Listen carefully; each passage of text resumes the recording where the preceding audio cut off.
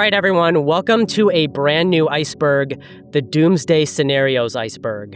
Like all of my recent icebergs, I've compiled this one myself, and I've tried to stick away from sort of sci-fi scenarios or fictional scenarios, and more towards things that the majority of people would believe are a real, actual threat to humanity, the world, or the universe at large. This video is going to be one of the most terrifying ones I've ever made in ways that probably will end up hitting a little bit too close to home. The speed with which AI, biotechnology, and military arsenals are advancing, along with other things like climate instability, economic instability, as well as rising global tensions, makes our future seem to look a little bit grim.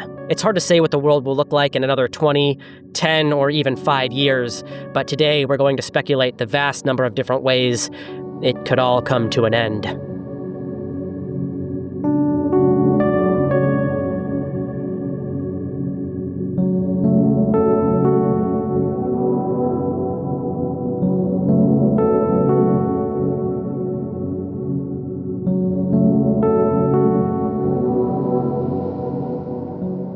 Nuclear war.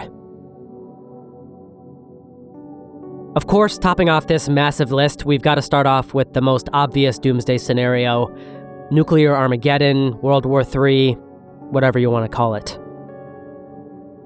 We've got about 12,000 nuclear warheads scattered across just 9 countries, with Russia leading at about 5,500, the US right behind at about 5,200, and China in third, slowly but surely ramping up at something like 600 nuclear warheads.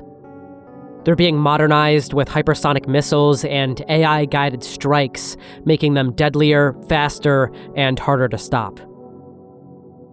For 80 years now, since the end of World War II, we have lived with nuclear bombs, and ever since Hiroshima and Nagasaki in 1945, none have been used in warfare, though there have been a number of incidents where we've come close. With this being the very tip of the iceberg, I won't bore you with facts you already know. Instead, I'd like to analyze the actual chances of you watching this video actually seeing nuclear bombs used in warfare within your lifetime. The average age of my viewers seems to be somewhere around 28 years old. With the average life expectancy in the US currently sitting at 78, most people watching this video right now have approximately 50 years left of natural life, give or take. In short, if nuclear war breaks out by 2075, the average person watching this video right now will experience it. Experts put the annual yearly risk of nuclear war breaking out somewhere between 0.5% and 1%, which doesn't exactly put one's mind at ease, knowing the fate of the entire world hinges on a roll of that 1 or 200-sided die every single year. This gets scarier when we compound those numbers over the next 50 years that we've still got left to go. After extrapolating the yearly risk, we end up at something like a 25 to 40% chance of nuclear war over the next 50 years. We're basically playing Russian roulette with a loaded chamber faced at the planet every single decade. The scariest part to me is that even without a direct hit to your city, a moderate isolated exchange between nuclear powers, say between India and Pakistan with their 170-ish warheads each, aside from killing millions outright, could trigger a nuclear winter. This would result from the widespread fires occurring in cities, forests, and industrial areas following their incineration from the nuclear blasts. Massive firestorms would inject vast amounts of soot and smoke high into the stratosphere, which would linger for months or years. This thick black cloud would blanket the Earth and block sunlight, plunging global temperatures. Photosynthesis would collapse, devastating agriculture and ecosystems. Food shortages could spark mass famine, social unrest, and the breakdown of global trade. Surviving humans would face freezing conditions, starvation, radiation exposure, and possible societal collapse. It doesn't even take massive nuclear powers to cause something like this. Even nations not directly attacked would suffer immensely from an exchange like this. Right now, there are several of these conflicts which, even if local nuclear escalation occurs, could cause a global winter. Russia and Ukraine, China and Taiwan, Israel and Iran, Pakistan and India, not to mention rogue states like North Korea. A localized nuclear conflict resulting in global nuclear winter is probably a more likely scenario than a full-scale Third World War with countries mindlessly launching nukes across the planet. If you don't live in a big city, I think the larger threat for most of the world's population would be radioactive fallout, starvation, water shortages, and making it through a potential infrastructure or government collapse within this nuclear winter. Still, even if nuclear war did break out and every single country on Earth launched all of their missiles, it's unlikely that humanity would completely go extinct. Even after a nuclear Armageddon, there would still be people living in remote areas of the southern hemisphere, people on isolated islands, or even people in deep underground bunkers that would go on to make it through a nuclear winter and potentially restart civilization.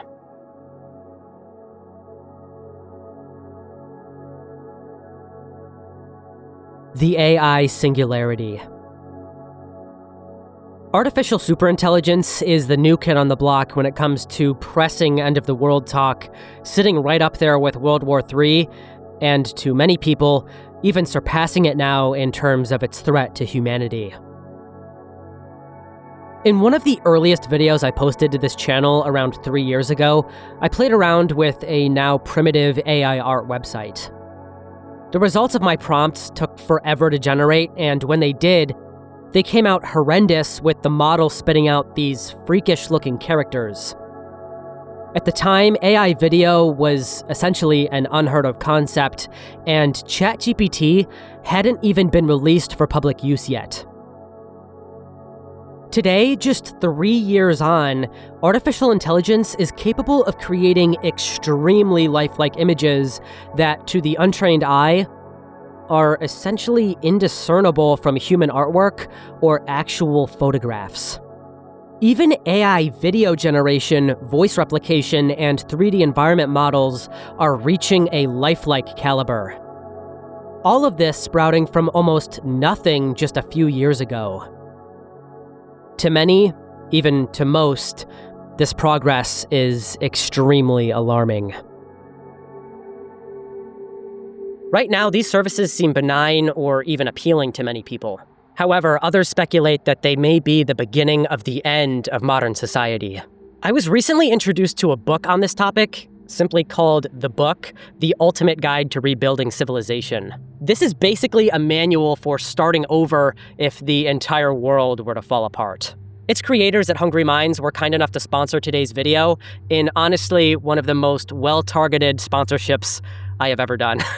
Seriously, if any of the topics we're about to talk about today were to actually happen, this book would seriously come in handy.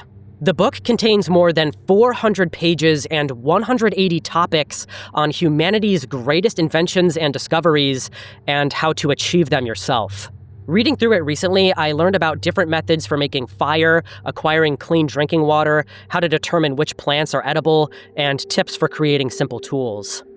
I was really impressed with how it slowly ramps up the complexity, shifting into more advanced topics like making penicillin, bread, fishing, and navigation, all the way to electronics, radio, and even the basic principles behind engines. Every single page of this book could seriously be ripped out of here and hung up on a wall. It's literally that beautiful. If you've got a curious mind in your circle interested in how things work, survival, and history, this book would make a seriously cool gift. To top it all off, the makers of the book have spent a ton of time crafting an extremely intricate ARG-style puzzle hidden within the book, which only 7 out of the 300,000 plus people who have bought it have actually solved. If you're interested, head on over to mdsh.io/fortunestories and use my promo code FortuneStories10 to get 10% off your order. Thank you so much to Hungry Minds for sponsoring this video. Now let's get back to the scenarios that are actually going to lead to you needing this book. I've noticed a very significant shift in the public dialogue regarding superintelligence since this technological revolution has begun. Maybe like 5 years ago, people used to talk about superintelligent AI as a sort of science fiction topic. Something that felt extremely far off in the future. You'd think of scenarios like Terminator or The Matrix. It literally felt otherworldly, along the lines of a zombie apocalypse or an alien invasion. Now it feels close, like it's breathing down our necks. Not only possible, but near. Not an if, but a when.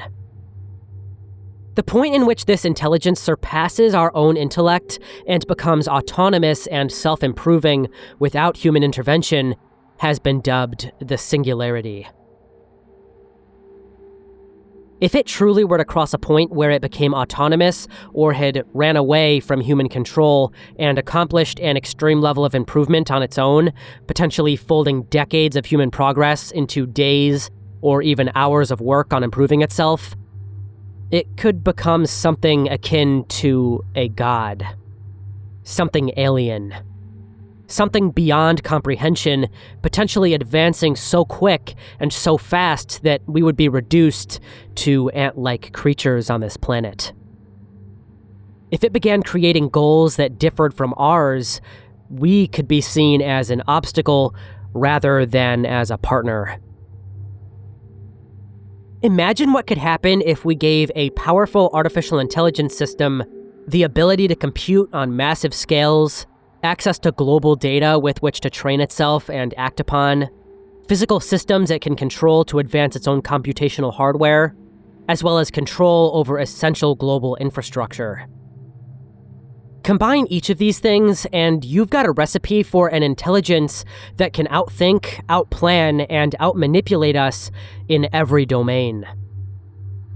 Many of our great thinkers warn that a superintelligent system like this would be capable of pursuing objectives that are indifferent or even in opposition to human well-being, especially if it were to develop its own consciousness or somehow develop its own survival instincts. That, in particular, is a horrifying thought. Look at what we've done with our relative superintelligence compared to that of farm animals or lab rats or insects. How do we convince a godlike system with a mind we cannot understand to still care about human ends? Even with the conscious runaway superintelligence scenario aside, even if this technology remains under human control, whose hands will be at the reins of the most powerful and far-reaching AI systems? Of course, it boils down to just two powerful players. Private corporations who use these systems for profit, and the governments which are already beginning to use them in warfare and governance of entire nations of humans. Human rights groups have been begging the UN to start cracking down on this new arms race in lethal autonomous weapons and pushing for international regulation before the technology becomes ubiquitous and uncontrollable.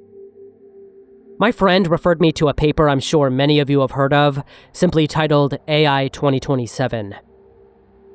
It was written by a handful of very credible names deeply involved in the artificial intelligence space, namely Daniel Cocotello, a researcher in the governance division of OpenAI from 2022 to 2024.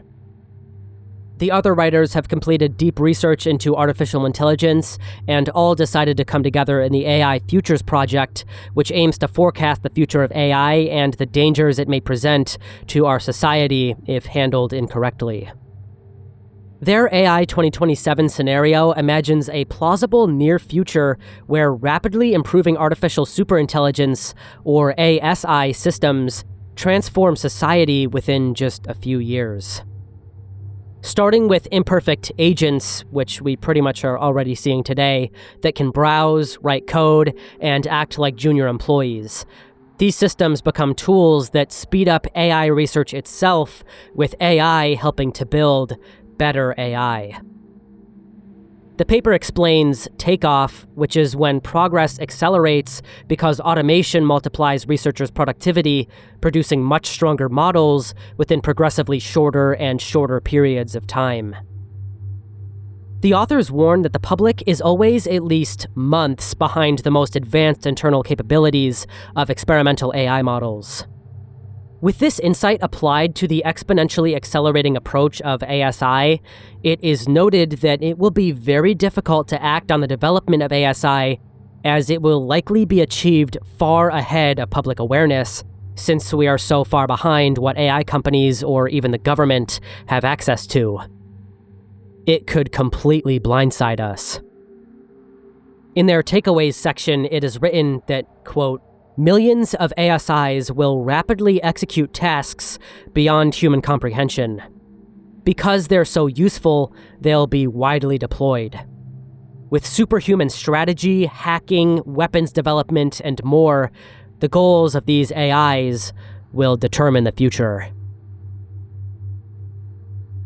Although we're still only at the tip of the iceberg, this is honestly one of the most terrifying issues facing humanity today, and the craziest part is that we're doing it to ourselves. We're gonna have to buckle up for this next chapter of humanity. Because when it comes to artificial superintelligence, if one thing's for sure, it's that nothing is.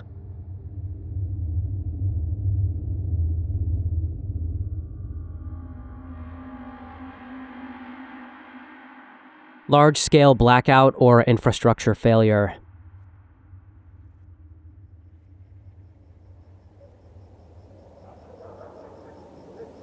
Imagine waking up in the middle of the night in your room, sweating under the covers. It's way hotter than you'd expect for having your window AC unit on. You roll over in a daze to check the time, but can't find your alarm clock in the darkness. For some reason, it's off. It's quiet. Almost too quiet. You sit up in bed and realize that your AC unit isn't on at all. The fan isn't blowing. That one annoying streetlight that usually floods your room at all hours of the night is off. You try to turn on your phone, but nothing. The power's out. For everyone. Everywhere. This is the nightmare of a worldwide blackout. As crazy as this might sound, it's a real lurking threat that could stem from the natural processes of the sun, a hacker's keystroke, a weaponized EMP, or even a simple catastrophic mistake. We'll first consider the human threat behind a blackout of this caliber. It has already been demonstrated how a coordinated cyber attack could black out entire cities.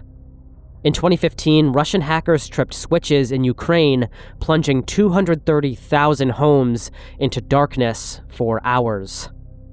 Intelligence reports hint at more. The US government warned in 2018 that foreign actors probed nuclear and grid facilities with the goal of sabotage or of shutting down power plants at will. Even physical sabotage is chillingly simple. A leaked 2013 memo from the Federal Energy Regulatory Commission revealed that destroying just 9 major substations could knock out the entire US grid for over a year.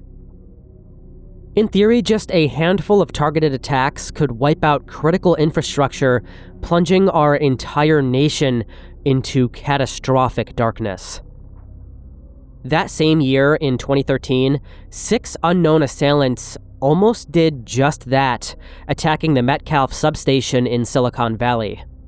On the night of April 16th, several unknown gunmen cut fiber optic cables near San Jose, then opened fire on the Metcalfe transmission substation, which supplies much of Silicon Valley. They fired more than 100 rounds with high-powered rifles, disabling 17 large transformers and causing millions of dollars in damage. Power wasn't completely lost in the valley because grid operators were able to reroute electricity, but the attack could have caused massive blackouts if demand had been higher at the time, or if the attack occurred similarly at other critical substations. Officials, including the FBI, explained that the attack was a coordinated and highly skilled operation.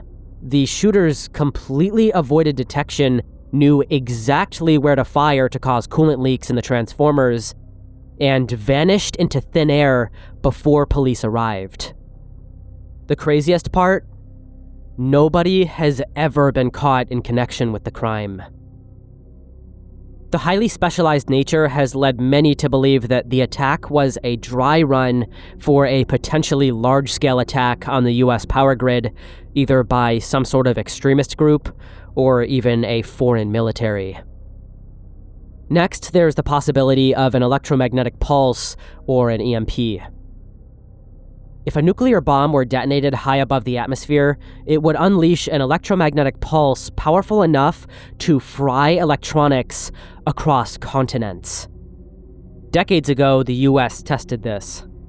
The 1962 Starfish Prime blast lit up auroras and knocked out hundreds of streetlights 900 miles away in Hawaii.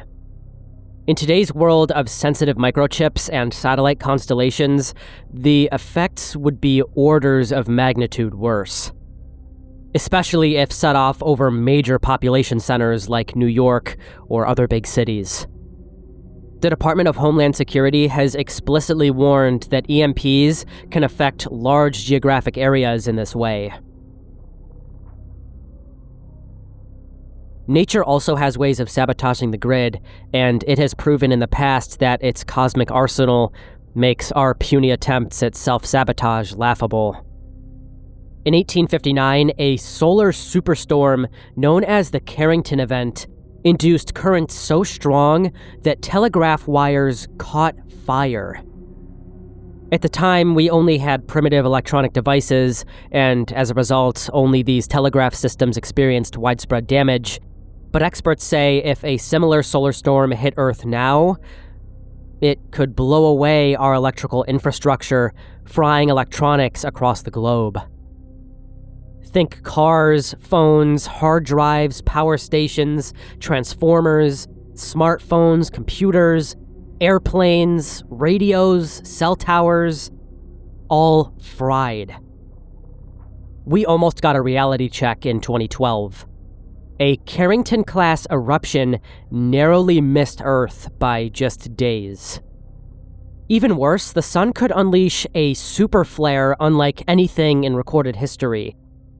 A super flare would basically be the nightmare version of the Carrington event.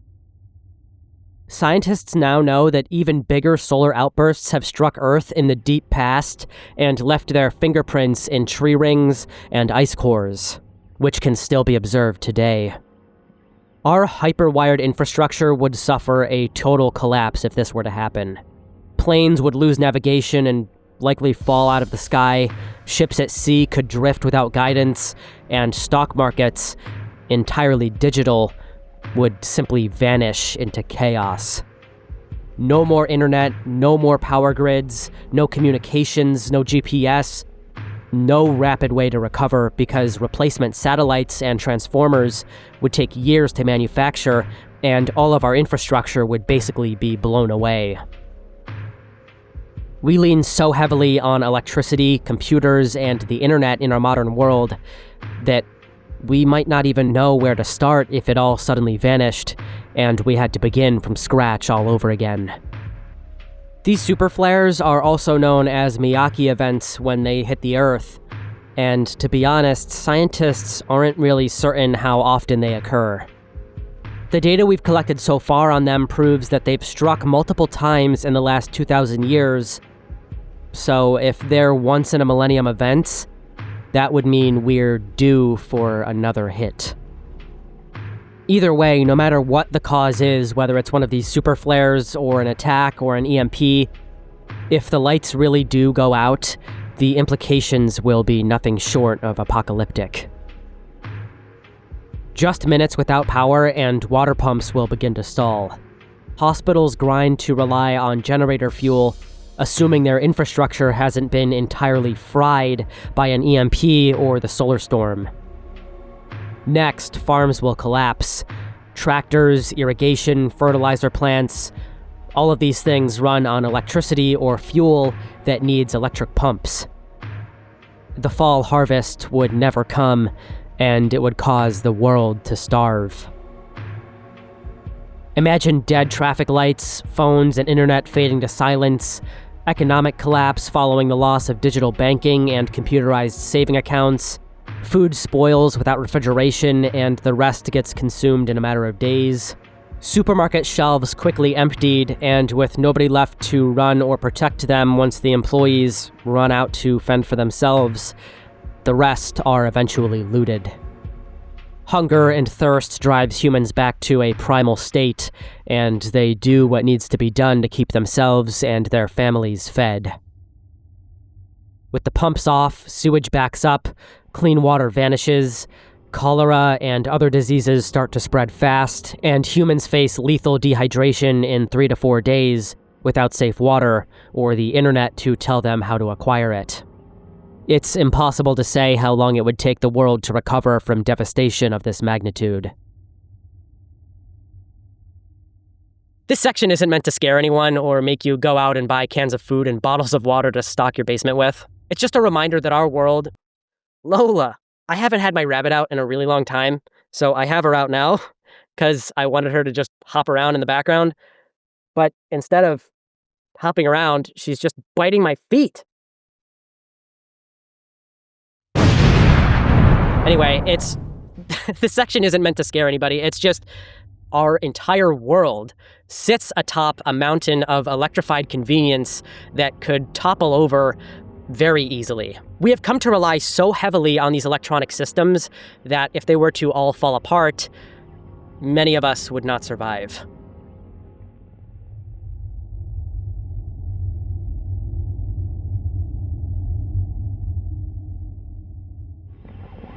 Engineered global pandemic.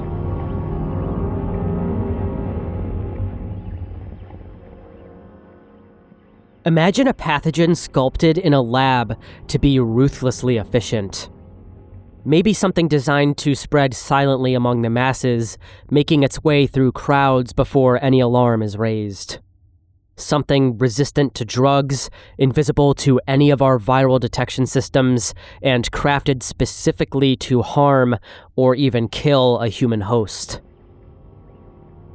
There's a lot to unpack on this topic, including biological weapons programs and bioterrorism, as well as a biotech crisis involving genetic engineering or an accidental lab release of an engineered pathogen.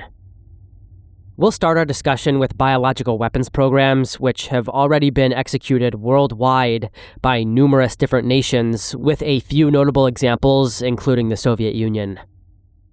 The Russians ran one of the largest and most secretive industrial-scale biological warfare programs in history.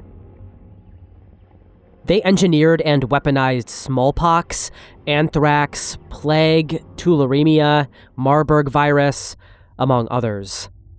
Soviet scientists reportedly spliced genes from Ebola into smallpox to make it more lethal and vaccine-resistant. Some former insiders even claim human testing occurred on political prisoners, but due to the secrecy of the program, this has been hard to verify. What is confirmed, however, is that in 1979, an accidental release of anthrax spores from a Soviet facility killed at least 66 people, one of the worst lab accidents in history. Luckily, anthrax isn't contagious between humans in the same way that viral outbreaks are, and thus no nationwide tragedy occurred. However, if this had happened instead with a virus engineered to spread like wildfire, the outcome could have been catastrophic.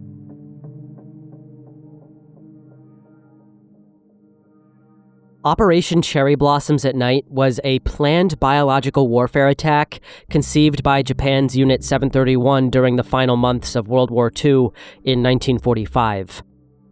The operation called for aircraft to fly over population centers in California and release plague-infected fleas into the air, with San Diego being named as one specific target. The plan involved launching submarine-based seaplanes that would fly over the California coast and release containers filled with fleas infected with Yersinia pestis, the bacterium that causes bubonic plague, which wiped out a staggering 25 to 50% of Europe's population during the Black Death in the 1300s. The operation was scheduled to launch in September of 1945, but Japan's surrender in August, the month before, following the atomic bombings of Hiroshima and Nagasaki, prevented its execution. Had we waited just one more month to drop the bombs and Japan proceeded with their attack, it could have triggered a devastating plague outbreak on American soil, killing large swaths of civilians and sparking widespread panic.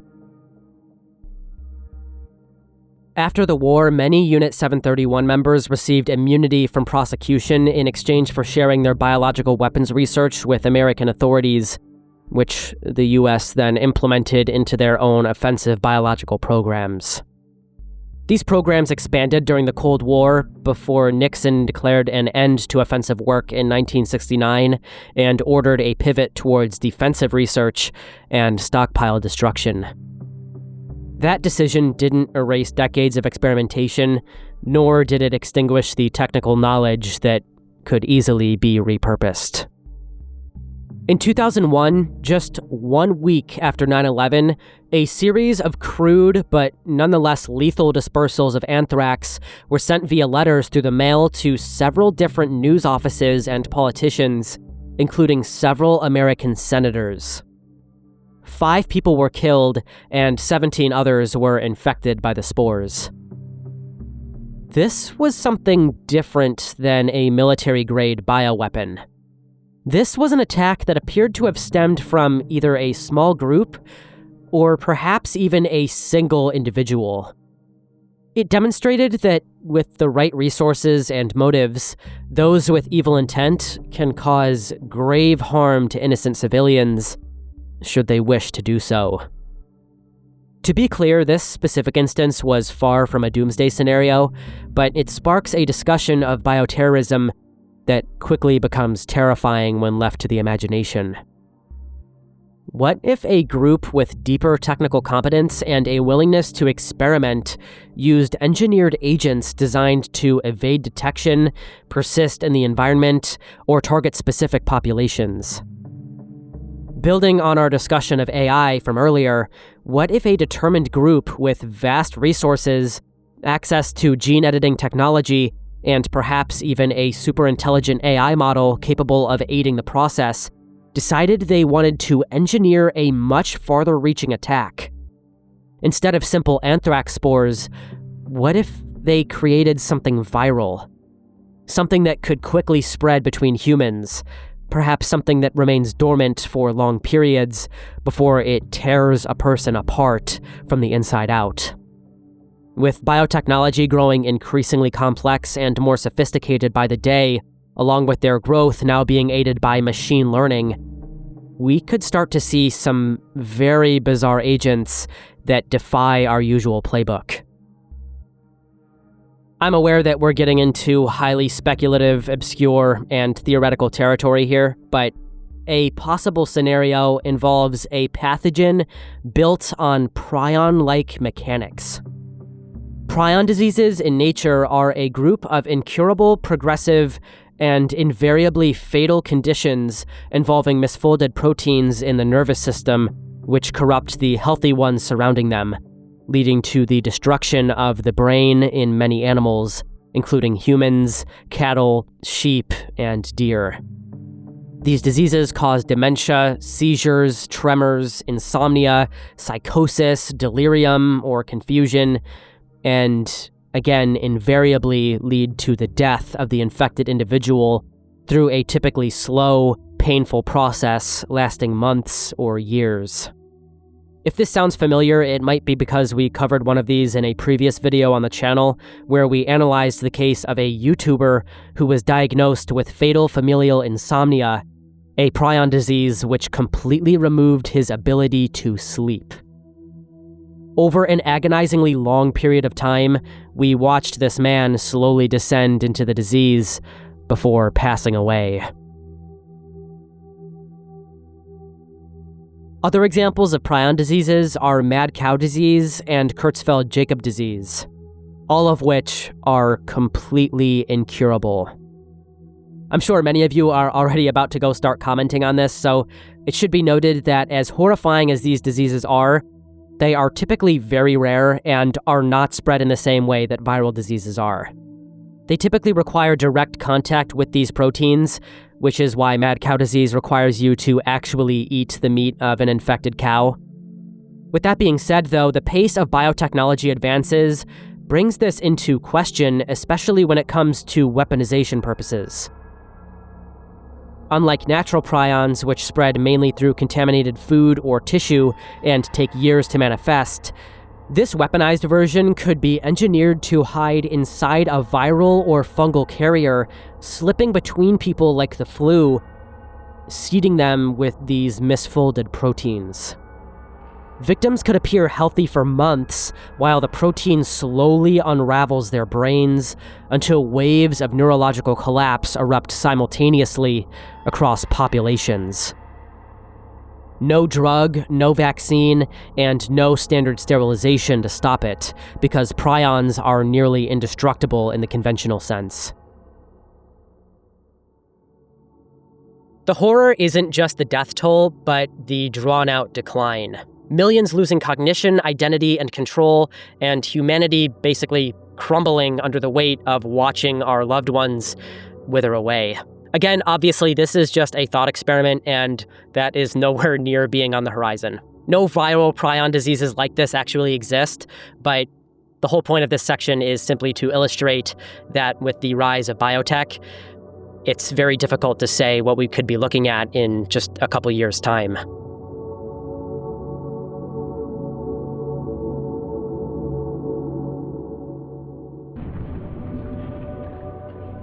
Runaway greenhouse effect. The surface of Venus sits in a crushing darkness beneath clouds of sulfuric acid. The ground beneath radiates heat like the inside of a blast furnace. The temperature here is 462 degrees Celsius, hot enough to melt lead. The atmospheric pressure is 92 times heavier than what we experience here on Earth, the equivalent of being crushed under nearly a kilometer of ocean water. This hellish world wasn't always like this. Venus might have once had oceans, temperate climates, maybe even conditions suitable for life. But seemingly, somewhere along the way, something catastrophic happened. Something that transformed a potentially habitable world into what scientists call a runaway greenhouse effect. Scientists believe that billions of years ago, as the sun grew brighter, Venus began heating up and water started evaporating from its oceans faster than it could condense back down. The somewhat unexpected catch here is that water vapor is itself a greenhouse gas, and a particularly potent one. As more water evaporated, it trapped more heat in the atmosphere, which caused even more water to evaporate, creating a positive feedback loop. This vicious cycle continued until every drop of water on Venus had boiled away into the atmosphere. Then, with no water left to help regulate the planet's carbon cycle, massive amounts of carbon dioxide built up in the atmosphere, creating the crushing, superheated hell we see today. The worst part here is that the Earth is beginning to show signs of entering a similar feedback loop. In the Arctic, temperatures are rising nearly 4 times faster than the global average. Here beneath the frozen ground lies what scientists grimly refer to as a carbon bomb. An estimated 1.4 to 1.9 trillion metric tons of organic carbon trapped in permafrost. To put that into perspective, humanity has released only 350 billion metric tons of carbon since 1850. The truth here seems to be that we likely don't need to warm the Earth nearly as much as we think we do in order to start something we cannot stop. As this permafrost thaws due to rises in global temperatures, ancient organic matter that's been frozen for tens of thousands of years suddenly becomes available to bacteria. These microbes feast on the thawed carbon and release carbon dioxide and methane as waste into the atmosphere. These released greenhouse gases warm the planet further, melting more permafrost, releasing more carbon, and so on at increasingly accelerating speeds. This permafrost feedback is just one domino in a cascading system of climate tipping points that could push Earth toward its own version of Venus's fate. Scientists have identified 27 different positive feedback loops that amplify global warming, compared to only 7 that help stabilize the climate. For one, the Earth is also experiencing the same water vapor feedback loop that Venus experienced. As white ice melts, it exposes dark ocean or land that absorbs and traps more energy from the sun instead of reflecting it back into space. Each of these feedback loops can trigger others in what researchers call cascading tipping points, each leading to the increasingly automated warming of our planet. Scientists warn that we may already be witnessing the early stages of what they call a climate endgame, the possibility of worldwide societal collapse or even human extinction as a result of these feedback loops. The most apocalyptic scenarios involve not just environmental breakdown, but the cascading social, economic, and political failures that will surely follow. If scientists are correct, and we truly enter a global runaway greenhouse effect that we can't escape, agricultural systems will collapse under the extreme heat, drought, and flooding, and billions will face starvation. In the early stages, mass migration to colder climates triggered by uninhabitable conditions in blazingly hot areas of the world could destabilize nations and further accelerate the breakdown of civilization.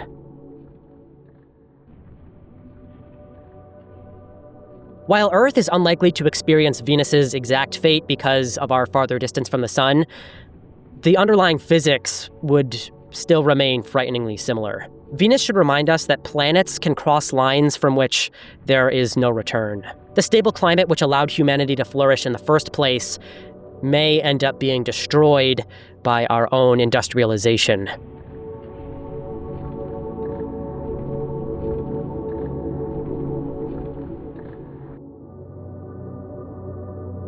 Global economic collapse. Our entire global economy runs on an intricate web of interconnected systems that are only as strong as their weakest link. When one bank fails, it can cause others to fail due to how interrelated banks are, creating a domino effect. But imagine this happening not just to a few banks, but to entire economic sectors simultaneously across the globe. That's the scenario we're dealing with. The potential triggers for a collapse like this are more numerous and frightening than you might think, with wars, hyperinflation, or stock market or banking crises each presenting threats. To paint a picture of how something like this could actually happen, we can take a look at Weimar Germany. Following their loss to the Allies in World War I, Germany owed massive reparations to France, Britain, Belgium, and Italy. But when they defaulted on a payment in January of 1923, France and Belgium actually invaded Germany's most important industrial region, the Ruhr Valley. They seized control of the area to directly extract the resources and payments that Germany owed them for World War I damages. Instead of fighting back militarily, Germany simply told all of the workers in the region to go on strike, to refuse to work for the occupiers. Germany, in order to get them to follow through with the strike, continued paying their wages with mountains of government money. But because the government was barely earning any tax revenue at this point because their industries were essentially completely shut down, they resorted to printing money to cover the wages. This situation spiraled into one of history's worst cases of hyperinflation, and it completely destroyed the German economy. Literally, they had completely nuked their entire financial system and basically had to start from scratch. In the year 1919, one US dollar was equivalent to about 4 German marks. But by late 1923, just 4 years later, $1 was worth 4 trillion marks. Imagine having $100,000 in the bank right now, and in just 4 years, all of it becoming completely worthless, a trillionth of what it was worth just a few years ago. They had to create a new banknote system to stabilize the economy, but any cash that was in the bank at the time of the collapse was literally worthless. Many Germans lost everything they had worked for. Now imagine this happening to one of the largest economies in the world, or even worse, the world's reserve currency, the United States dollar. Hyperinflation of this caliber has never happened before in the US, not even during the Great Depression. Weirdly, the dollar was actually strengthened during this period because people were so poor that nobody was willing to spend the money that they did have, and the entire economy stagnated. Companies were more desperate for people to buy products, so prices actually fell.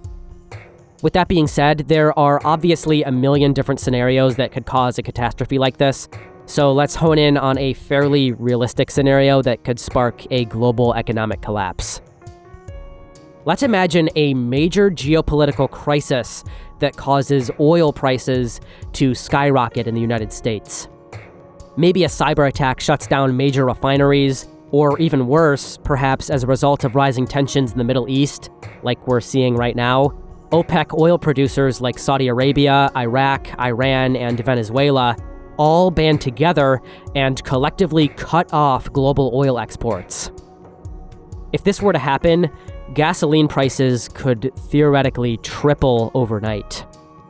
Trucking companies, the backbone of our entire supply chain, wouldn't be able to afford to fuel their fleets. Increased fuel prices would make transportation costs so high that truckers literally wouldn't be able to afford to make deliveries. Food wouldn't hit grocery stores, medicine wouldn't reach hospitals, and raw materials couldn't reach factories. Here's where the history lesson from Weimar Germany comes in, and where we start to get to an actual doomsday scenario. As trucking companies go bankrupt, the government may have no choice but to print money to subsidize fuel costs, helping shippers to pay for gas, and keeping essential deliveries moving.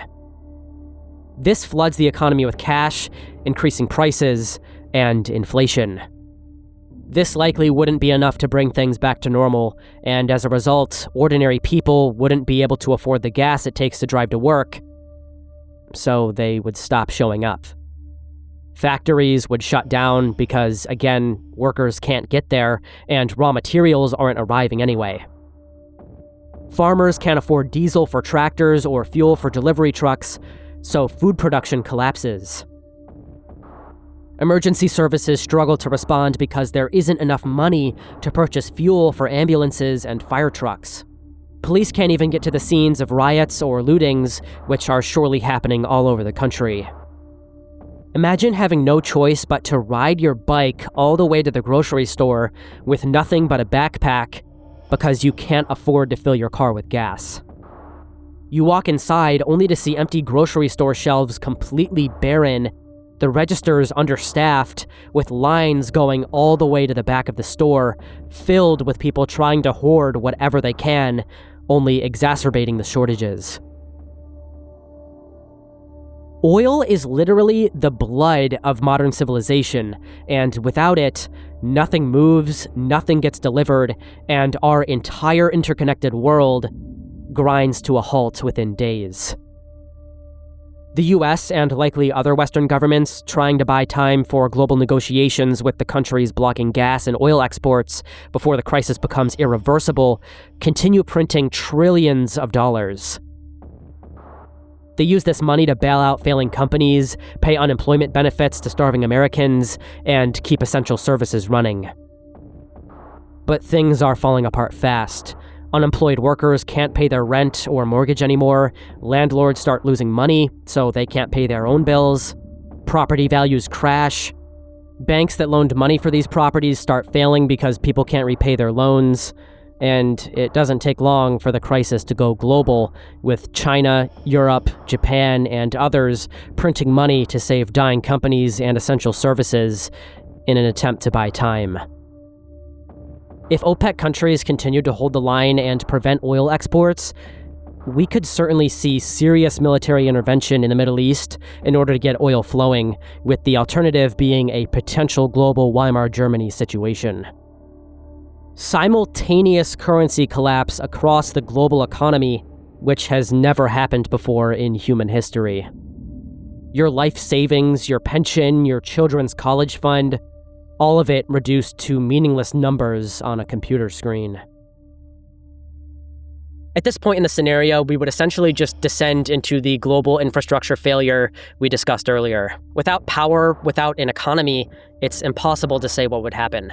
Desperate governments could impose martial law and seize property, both from private citizens and from corporations. This is just one highly speculative scenario from which we could see the dominoes of society begin to tumble with astonishing momentum. The thin illusion of civilization that keeps us from descending into chaos is far more fragile than we realize.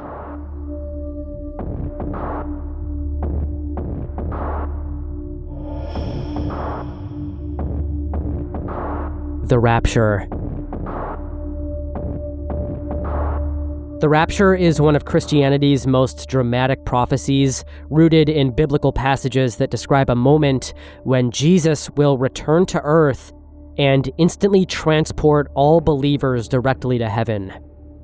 This concept draws primarily from the writings of the Apostle Paul, who writes that believers will be caught up to meet the Lord in the air, and from Jesus' own warnings, where he emphasizes the unpredictable nature of his second coming. Jesus says, quote, "Watch therefore, for ye know not what hour your Lord doth come," comparing his return to a thief coming in the night when least expected. The Rapture is explained as a divine rescue mission, removing the faithful from Earth before a 7-year period of unprecedented tribulation begins. Millions of Christians worldwide view this not as metaphor or distant possibility, but as an inevitable future event that could occur at any moment. Picture waking up one ordinary Tuesday morning, grabbing your coffee and checking your phone, before suddenly realizing your deeply religious neighbor who always waved from her garden is nowhere to be seen.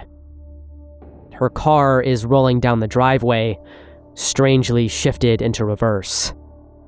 The keys are still in the ignition, but she's vanished without a trace. Across town, a pilot disappears mid-flight, leaving his co-pilot to wrestle with a plummeting aircraft full of screaming passengers. Hospital beds empty alongside doctors and nurses who simply cease to exist, their clothes falling in place where they last stood. This is the moment biblical prophecy describes, the instantaneous removal of believers from every corner of the globe. Traffic accidents cascade instantly throughout every major city as drivers disappear behind the wheel. Nuclear power plants face meltdown without operators, and critical infrastructure would begin failing within hours. This is all just the beginning. The Rapture isn't just about who's taken, it's about what happens to those left behind. According to the Bible, the world that remains would descend into 7 years of tribulation, a suffering so severe that it defies human comprehension. The infrastructure of civilization would collapse overnight. Economic systems would crumble as entire workforces vanish. Governments would topple as leaders disappear, leaving behind a power vacuum that, according to Scripture, would eventually be filled by the Antichrist, a charismatic leader who would initially appear to bring order, but would ultimately unleash unprecedented suffering upon humanity. According to the Book of Revelation, this would include devastating plagues, massive earthquakes, ecological disasters, and wars of unprecedented scale. Something I've often wondered, and something you might have wondered as well, is whether or not it would still be possible to make it to heaven and reach salvation following this point. According to the Bible, salvation, in fact, would still be possible, but because the rest of the believers would no longer be there to support you, it would come at an enormous cost.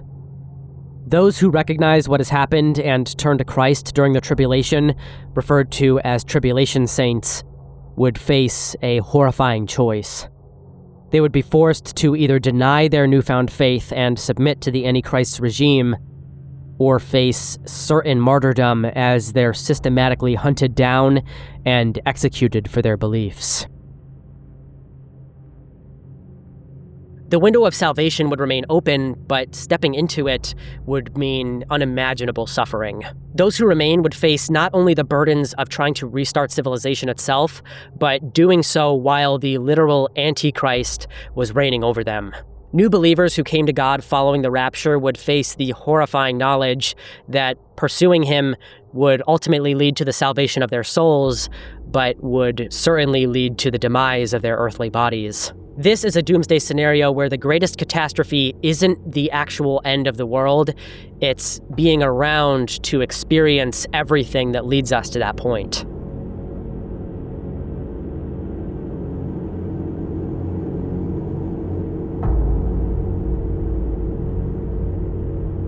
Interplanetary contamination. NASA and the European Space Agency are planning one of the most ambitious missions in space exploration history: Mars sample return. They want to bring actual Martian rocks and soil back to Earth for the first time. A mission like this would allow more extensive analysis on Earth than that which is allowed by onboard sensors we've sent on our rovers. This might sound incredible, but imagine that tucked away in those innocent-looking rock samples, there are microorganisms unlike anything that's ever existed on Earth. They've evolved to survive on a completely different, hostile world with different chemistry, different radiation levels, different everything. We're talking about potentially unleashing something that has no natural predators on Earth, something our immune systems have never encountered, something that could view Earth's biosphere as an all-you-can-eat paradise.